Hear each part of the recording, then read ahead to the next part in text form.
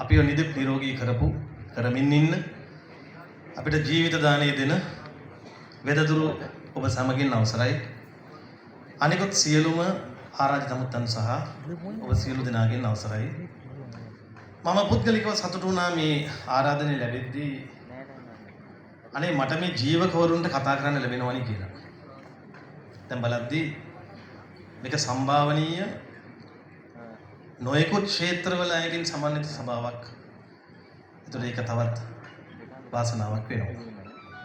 මම සිංහල එහෙම නැත්නම් හෙළ වෙදකම ගැන අද කතා කරන්නේ නැහැ. මොකද මා සතු දැනුම ඒ ගැන අඩුයි. මට බටහිර වෛද්‍ය විද්‍යාව ගැන කතා කරන්න පුළුවන් හේතුව අද මේ මයික්‍රොෆෝනේ ඉස්සරහා මම කතා කරන්නේ හෙළ වෙදවරුන්ට බටහිර විද්‍යාව දැනගත්තු ඒ වෙස්ටර්න් මෙඩිසින් වලින් ආభాෂය ලැබපු පශු වෛද්‍යවරයෙක් විදිහට. සමහරව දන්නේ නැහැ මම පශු වෛද්‍යවරයෙක් කියලා. නමුත් මම පශු වෛද්‍යවරයෙක්.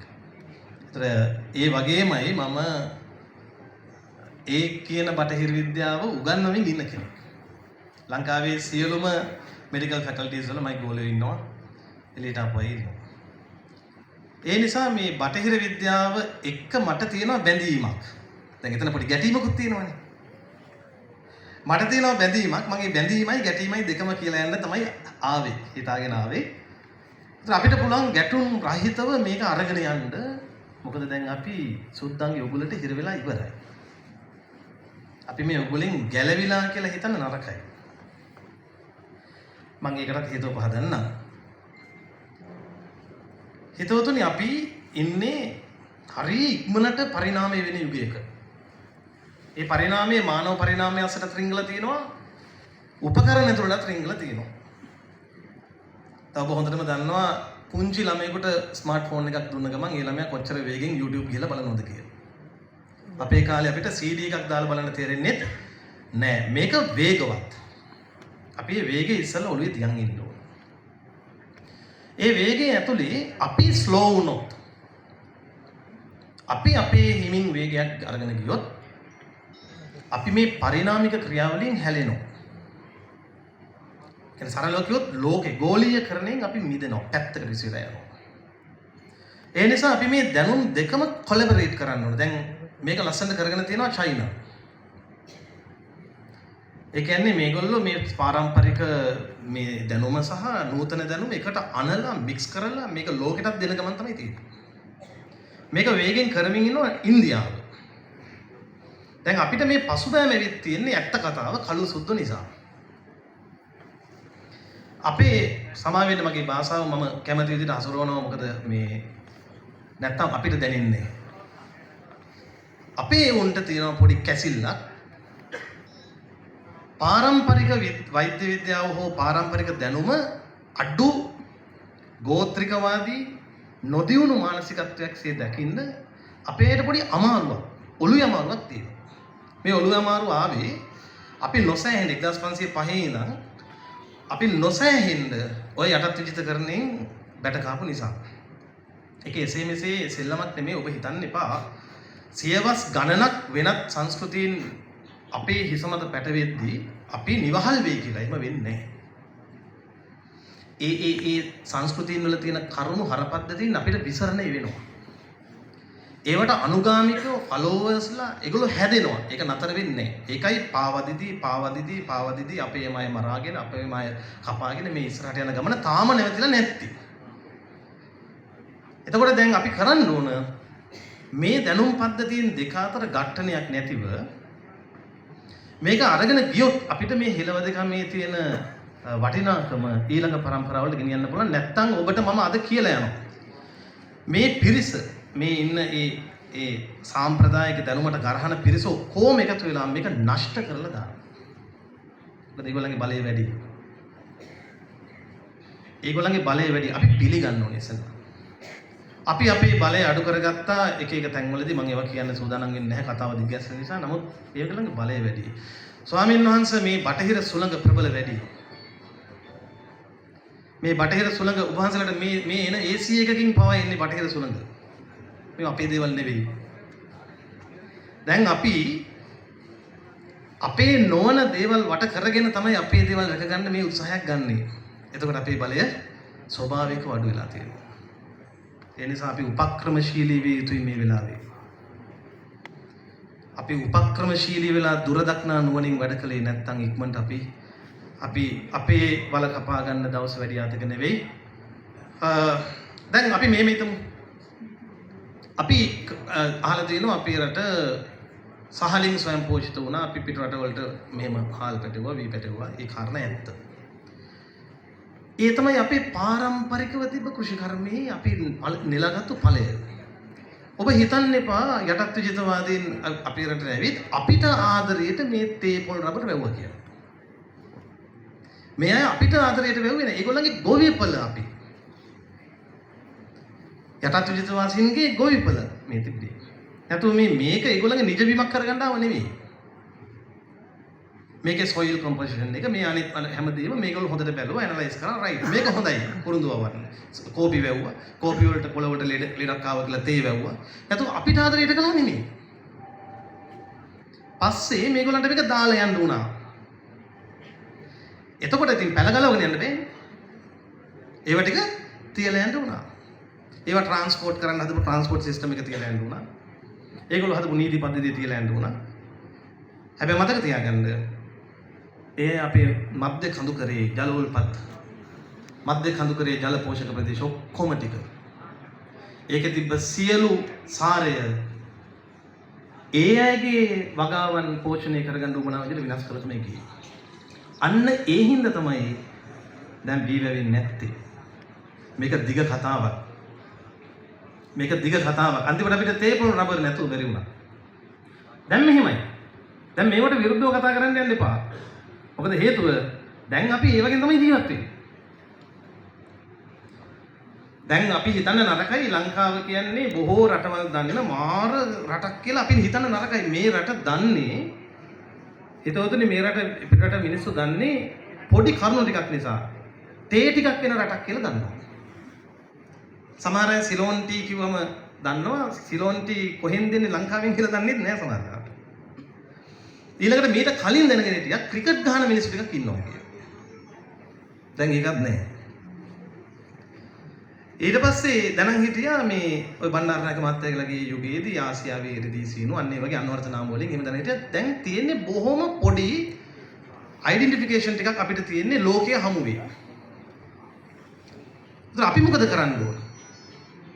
දැන් ඔබ වහන්සේලාට මම මේ මෑතකත් මට අස්ගිරියේ කතා කරන්න ලැබුණ වෙලාවක මම කිව්වා ස්වාමීනි මේ රටේ දැවැන්තම අර්බුදය ත්‍රස්තවාදය නෙමෙයි සමාජ මාධ්‍ය ත්‍රස්තවාදය. දැන් මේවට ගෙවීම් කරවලා ෆේක් කමෙන්ට්ස් දාන්න ෆේක් account හදන්න ඒ පිරිස පත් කරලා ඉවරයි. දැන් යంత్ర මන්ත්‍ර තන්ත්‍ර කියලා තුනකින් වැඩගත්තු. හෙළ වෛද්‍ය විද්‍යාවත් හෙළ විද්‍යාවත් සියල්ල දැනගත්තු කෙනෙක් තමන්ගේ ඩොකියුමෙන්ටරියක් තමන්ගේ වීඩියෝ එකක් Facebook දැම්මොත් ඒවට වැටෙන කමෙන්ට් එක බලන්න. එතකොට අපේ උරුමයක් අපි කොහොමද ප්‍රොමෝට් කරන්නේ? එහෙනම් මේ උරුමයේ ලෝකෙට අරගෙන යන්න මේකට උවමනයි රාජ්‍ය මැදිහත් වීම. එක්ක හඬනගා කියන්න අපේ නායක කාරකාදීන්ට මේ ෆේක් චරිත මේ ෆේක් account වලින් වැටෙන සමාජ දූෂණය වළක්වන්න කියලා මම දැක්ක මේ ළඟදී මත්ද්‍රව්‍ය වලට විරුද්ධව කෙරෙන ඇත්තටම හොඳ දේවල් ඒ වගේ දැන් වහාම ක්‍රියාත්මක වන පරිදි මේ සාමාන්‍ය අපේ සමාජ සදාචාරය අපේ තියෙන අතීත ශ්‍රී විභූතිය අපේ තියෙන උරුමයන් මේවට විරුද්ධව වැටෙන කමෙන්ට්ස් මේ සමාජ මාධ්‍යවල මේ පළවෙන දේවල් වලට ඉතා ඉක්මනින් ඇක්ෂන් එකක් අපි නොගත්තොත් මම විශ්වාස කරනවා මෙතන මේ කියන කාරණේත් අපිට අනාගතේ කියාගන්න බැරි වෙනවා මේ ඇක්ෂන් එක ගත්තේ නැත්නම් හේතුව බොහෝ අය දන්නේ නැහැ සමාජ මාධ්‍ය ගැන. දැන් අපි මේක දන්න නිසා අපි දන්නවා මේක ඇතුලේ තමයි මේ කැළඹීම තියෙන්නේ කියලා. ස්වාමීනි දැන් සමාජ මතය නිර්මාණය වෙන්නේ ෆිසිකලි නෙවෙයි. දැන් සමාජ මතය නිර්මාණය වෙන්නේ එළිය සමාජයේ නෙවෙයි සමාජ මාධ්‍ය ඇතුලේ. ආණ්ඩු හදන්නත් පුළුවන් ආණ්ඩු පන්නන්නත් පුළුවන්. හොඳ චරිතයක් විනාශ කරන්නත් පුළුවන්. විනාශ වෙලා ඉන්න චරිතයක් හොඳ කරන්නත් පුළුවන්. මේක හරි බරපතල තත්ත්වයක්. මම දැක්කා එක විද මහත්තයෙක් එතුමගේ යంత్ర මන්ත්‍ර ශාස්ත්‍රයෙන් ලෙඩ හොඳ කරන අවස්ථාවක් වීඩියෝ ගත කරලා දාලා තිබුණා. එතුමට බැනලා තිබුණු බැනිල්ල. ඒක හරිද වැරදිද කියලා වෙනම හොයලා බලන්න ඕනේ. ඒක වෙනම දෙයක්. හැබැයි අපේ නම් පරණ නම් බනිනවා කියලා එකක් තමයි දැන් තියෙන්නේ. එතකොට සුදු අධිරාජ්‍යවාදීන්ගේ කාලේ මේක ඒගොල්ලෝ ෆිසිකලි කළා. දැන් ඒගොල්ලෝ බැලුවේ මේ වී ගොවිතැන. ඊළඟට මේ ඒගොල්ලෝ බැලුවා අපේ සහල් වර්ගවල තිබ්බ පෝෂණ ගුණේ වැඩි. දැන් එනවනේ විටමින් A වලින් පොහොසත් රන් සහල්. ඒ කියන්නේ ඒගොල්ලන්ගේ ටැග්ලයින් එකකින්. හැබැයි ඊට කලින් අපේ සහල් වර්ගවල තිබ්බ පෝෂණ ගුණේ වැඩි නිසා අපේ කාය ශක්තිය අසාමාන්‍ය විදිහට වැඩි වෙලා තිබුණා. ඒක අසාමාන්‍ය එකක්. දැන් ඩෙන්ගු හැදුණු රෝගියෙක්ගේ ඩෙන්ගු හොඳ කරන්න බැරුව යන මොහොතේ ගස්ලබු විෂය ගන්නවනේ. එතකොට ඒක තාම පරීක්ෂණ මට්ටමේ තියෙන කොහොමද පට්ටිකා වැඩි වෙන්නේ කියන එක හොයාගන්න එක. තාම ඒක පරීක්ෂණ මට්ටමින් තියෙන. තාම ස්වාමීනි අපේ දේශීය වෙදකමේ මතු පිටින් තෙල් ගාද්දී ඇතුලේ අස්ති පෑහෙන විදිය තාම හොයන ගමන් තියෙනවා. මේකට තාම විසඳුම් හම්බෙලා නැහැ. ගොඩ දේවල් මේ විදිහට හොයනවා ඒගොල්ලෝ. ඒ කියන්නේ අපිට අපේ දේ කෙසේ වෙතත් ඒ අයට අපේ දේ වටිනවා. ඒකයි පොස්කොළ වෘත්තික අරන් ගියේ. ඒ නිසා ඒගොල්ලෝ බැලුවේ අපේ සහල් කර්මාන්තේ ඉඳන් මේක අඩපණ කරන්න. ඒක තමයි ඔබ ගිහිල්ලා බලන්න කටුපොතින් පොඩ්ඩක් හැරිලා වාරියපොළ පාර දිගේ ඇල්ලා හරහා අනුරාධපුරයේ පැත්තට එහෙම නැත්නම් වෙන කොහොම හරි ඒ වගේ පැත්තකට ගිහිල්ලා බලන්න වැව් කීයක් මැද්දෙන් පාර වැටිලාද කියලා. වාරි කර්මාන්තේ කාලිංග මාගේ යුගේ ඉඳන් ගැහුවා. මහාවංශ කියනකොට දුක හිතෙනවා. මෙච්චර දුරක් ගොවිතැන අරගෙන ආපු එකට ගොවි මහත්තුරුන්ට වඳින්න උනා. අද වේදිකාවෙන් බහලා යන්න කලින් මම කියනවා මෙච්චර දුරක් මේ පාරම්පරික වෙදකම අරගෙන ආවට ඔබතුමාලට වඳින්න උනා අපි. මොකද වෙස්ටර්න් මෙඩිසින් වල තියෙන දේවල් මම නරකයි කියන්නේ නැහැ. ඒ දේ අරන් මේ දේ අරන් අපි ගියොත් කවුරු නම් අපිව නවත්තන්නද? අපේ ජාතියට කරුණයක් තියෙනවා. අපේ කිව්ව ගමන් hina වෙන්න ගන්න. මේ මැනිපියුලේෂන් එක තියෙන්නේ Facebook එක ඇතුලේ සහ සමාජ මාධ්‍ය ඇතුලේ. මම නැවත මේක කියන්නේ අස්වැය පැනලා ගියාට පස්සේ ස්ථාලේ වහලා තේරුමක් නැති නිසා. ඕන කෙනෙකුට මේ අදහස බැහැර කරලා භෞතික සමාජය ඇතුලේ මේක කට වහන්න වැඩ කරන්න පුළුවන්. නමුත් මම හොඳටම දන්නවා සමාජ මාධ්‍ය ඇතුලේ මේ වෛරසය ක්‍රියාත්මකයි. ඒ නිසා ආදරණීය වෙද මහතුරුන්ට යෝජනාවක් කරනවා. ඔබ වෙනුවෙන් කතා කරන පිරිස නැහැ කියලා බය වෙන්න එපා. ඉන්නෝ. දැන් අපිටත් ඔය සමාජ මාධ්‍ය ඇතුලේ යම් බැටදීන් සිද්ධ වෙනවා. නමුත් ඉතින් කාල වචන, අකාල වචන, රළු වචන, මුදු වචන හැමදේම දරා ගන්න අපිට සාසුන් වහන්සේ උගන්වලා තියෙනවා. ඒ නිසා ඉවසනවා. ඔබත් ඉවසන්න. මොකද අපිට ශ්‍රේෂ්ඨ ධර්මයක් තියෙනවා. ඉවසන්න. ඊළඟට අපේ ධර්මයෙන් අපිට අවසරය නැහැ කිසිම අනිකුත් ආගමකට ගරහන්න. ඒ නිසා ආගමික ආදරය සහජීවනය හදාගන්න. මේක අනිත් පරපුරට බලෙන් උගන්වන්න බෑ. මම මේ මෑතකත් ඇහුව දහම් කරුණක් තිබුණා මේ බලෙන් සිල් ගන්න බෑ. බලෙන් සිල් ගත්තොත් කෙට්ටු වෙනවා කියන බුදුරජාණන් වහන්සේ වදාළා තියෙනවා. ඒ දහම් කරුණ කොහෙන් හරි හොයාගන්න. සිල් ගන්නවන්න බෑ බලෙන්. කළොත් කෙට්ටු වෙනවා. ඒතර මේවා බලෙන් දෙන්න බෑ. කෙනෙකුට බලෙන් මේ ශාස්ත්‍රය ඔබට දෙන්න බෑ. දැන් ශාස්ත්‍ර දෙකක් තියෙනවා ප්‍රධාන වශයෙන් ශාස්ත්‍රවාදයේ උච්ඡේදවාදයේ. දැන් මම මේ මෑතක ප්‍රධාන නාලිකාවක මම කියන්නේ මොකද්ද කියලා. පොයේ දවසේ වැඩසටහනක මේ පැත්තේ කෙළවරක වාඩි කරලා තියෙනවා බටහිර වෛද්‍ය විද්‍යාවට අයිති කවුරු හරි වෛද්‍යවරයෙක්. මේ පැත්තේ පොඩ්ඩක් වාඩි කරනවා වේද මහත්තයෙක් හරි කවුරු හරි. මොනවා හරි යంత్ర මන්ත්‍ර දන්න කවුරු හරි කෙනෙක්. මැද වැඩිලා ඉන්නවා අසුන් අරගෙන ඉන්නවා පින්වත් ස්වාමීන් වහන්සේ නමක්. දැන් මේක හරියට එක කරුණක් ගැන ෆාමසි එක කෙනෙකුයි හાર્ඩ්වෙයාර් එක කෙනෙකුයි අතර වාදයක් වගේ. පැති දෙකක්. යంత్ర මන්ත්‍ර ශාස්ත්‍රය ගැන වෛද්‍යවරයෙක්ගෙන් ඇසීම සාමාන්‍ය සමීකරණයක් ගැන හරකෙකින් අහනවා වගේ වැඩක්. කොහොමද උත්තර දෙන්නේ? ඒ මනුස්සයා දන්න ශාස්ත්‍රය ගැන පාරම්පරික වෛද්‍යවරයෙක්ගෙන් හෝ අපි හිතමු යන්ත්‍රමාත්‍ර ශාස්ත්‍රය කෙනෙක් දන්න කෙනකින් අහන එක හාත්පසින්ම පරස්පරයි. එතකොට පොයේ දවසක නාලිකාවක මේ වගේ වැඩද වෙන්න ඕන. කවුරු හරි නාලිකාවේ කවුරු හරි මෙතන ඉන්නවා ගිහින් කියන්නේ. මේක නෙමෙයි මිනිස්සු කොටවන්න එපා. සාම්ප්‍රදායික දැනුමට අභියෝග කරන්න එපා. සාම්ප්‍රදායික දැනුම තිබිච්චාවේ ඒකේ ගුණදොස් හොයන්න මිනිස්සු යොදවන්න. කොටවන්න එපා.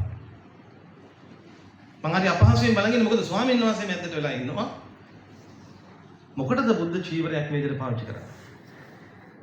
මොකටද පින්නත් ස්වාමීන් වහන්සේමක් මේ අසරණ කරන්නේ? උන්වහන්සේ අර පැත්තට කතා කළොත් මේ පැත්තෙන් බයිනවා. මේ පැත්තට කතා කළොත් අර පැත්තෙන් බයිනවා. දැන් මේ ටිකේ භික්ෂුන් වහන්සේලා බණින මේ බණුන් අහන බණුන් මදි වෙලාද? ඔබ හන්දලා කොච්චර අපහසුයෙන්ද මේ ටිකේ මේ කාර්යය කරගෙන ඉන්නේ? මං කියන්නේ රටේ මූලික හර පද්ධතියට ගහන මෙහෙම රටක් වෙන නැතුව ඇති. ඒ නිසා ඔබ තමුන්නාන්සලා මෙන්න මේව ගැන පොඩක් හිතන්න. මේ සූක්ෂම පහර දීම අපිට තිබෙන මේ පොඩි දේ අනාගතේ අපිට අහිමි කරලා දායි. දැන් ඔය ගොඩවෙදකම කියන වචනේ ආවේ 1821 වගේ කාලෙදී. ওই වචනේ කලින් තිබ්බේ නැහැ. ගොඩයෝ කියන සංකල්පය ආවේ ඕකේ. එතකොට ගොඩවෙදකම් කරන්නේ ගොඩයෝ වගේ සංකල්පයක් හැදුවා. ඒක કૃතිමව නිර්මාණය කරපු එකක්. ගොඩවෙදකම් කරලා බලන්නකෝ කියලා කියන්නේ ඒකයි. අපි එතෙන්ටම වැටුණානේ. අපි එතෙන්ටම දැම්මනේ. ඉස්සර කැඳ බීපු જાතිය කැඳ බීලා දුඹලා ආවේ කියන සංකල්පය හැදුවේ සුද්ධු. අපි එහෙම මහලොකට කිරි බීපුවේ නෙමෙයි. අපි බීවේ කැඳ. ඒකෙන් තමයි මේ උදේසන කාලේ හයිය පුරුෂ ශක්තිය මේ දේවල් ආවේ. දැන් හොත ගොන් කිරි එකක් උදේම ගහලා පුරම. දවසේම බත් කන්නේත් නැහැ. වෙන දෙයක් හැවෙන්නෙත් නැහැ. තියෙන දේ ඔක්කොම තියෙනවා. ඒ නිසා මම ඔබෙන් ආදරයෙන් ඉල්ලනවා. මට ඇත්තටම කතා කරගෙන ඉන්න තිබුණා හොඳයි. නමුත් මට වඩා මේ හෙළවෙදකම ගැන දන්න, මේ ගැන තියෙන ශාස්ත්‍රීය දැනුම තියෙන, පාරම්පරික දැනුම තියෙන විදග්ධ පිරිසක් මේ සභාවේ ඉන්නවා. මම ආවේ ඔබට අනතුරු පහදලා දෙන්නයි. මම ආවේ ඇත්තටම බටහිර විද්‍යාව ගැන කියලා යන්නත් නෙවෙයි. ඒක මෙතෙන්ට සුදුසු නෑ. නමුත් අපි මේ දෙක එකට කරගමු. මේ දෙක එකට ගෙනියමු. මොකද ස්වාමීන් වහන්සේ දැන් අපිට මේකෙන් නැති වෙලා ඉන්න බෑ. මොකද දැන් අපි පාවිච්චි කරන වාහනේ ඉඳන් අපි අඳුන අඳුමේ ඉඳන් අපි බටහිරින් සපෝට් එක අරන් ඉවරයි. අපිට මේක කොන්ෆ්ලික්ට් එකකින් ගෙනියන්න බෑ. තව දෙයක් මම අන්තිම වතාවට කියලා යන්න. දරු පරම්පරාව භයානක සමාජයකට යන්නේ.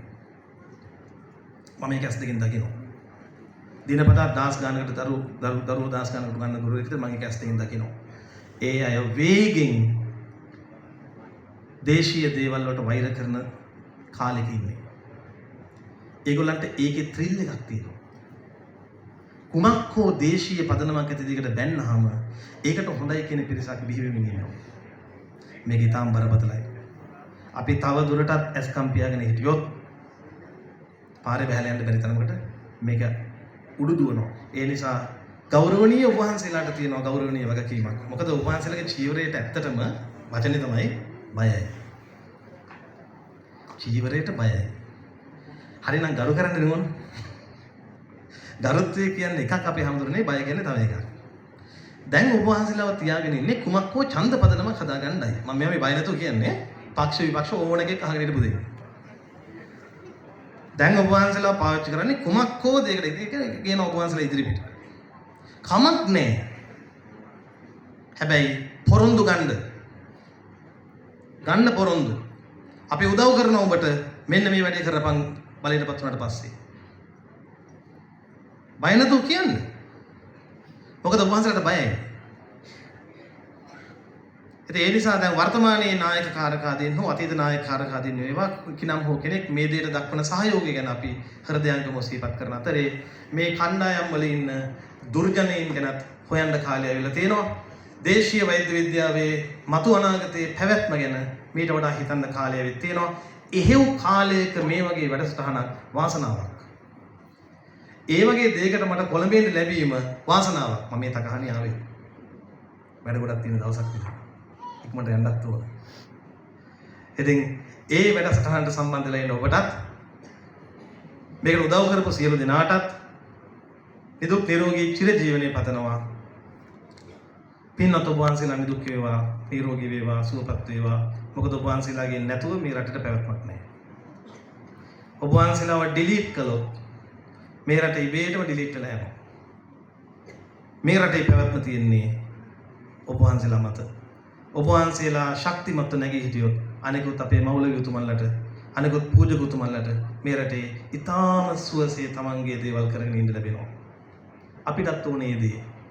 අපිටත් ඕනේ ඒක. අපිටත් ඕන මේ රටේ සතුටින් ඉන්න. හැම මිනිහම සැනසුම් සුසුම් හෙලන්න. මේ රට මේ හැමෝටම බාරයි. මේ රටේ ජීවනාලිය, මේ රටේ අනාගත පරපුර, ඒ පරපුර සූපත් කිරීමේ බාරිදුර වගකීම් උරමත තියාගෙන හෙළ වෙදදුරන්ට නැවතත් සුභාශිංසනය පතනවා. ජීවක වෙදතුමාට පරීක්ෂණයක් දුන්නා තක්ෂිලාවේ දිසාපාමොක් ඇතුළු. කීවා කොටක් කොනක් පෙන්නලා ඒ කොන දක්වා ගෙයින් දෙපැත්තේ තියෙන හෝ ඔබ දකින ගස් කොළන් වලින් බෙහෙත් ඖෂධයක් නොවන දෙයක් ඇත්නම් ඇවිත් කියන්නේ කෝ අසවල් ගස බෙහෙත් ඖෂධයක් නොවේ කියලා.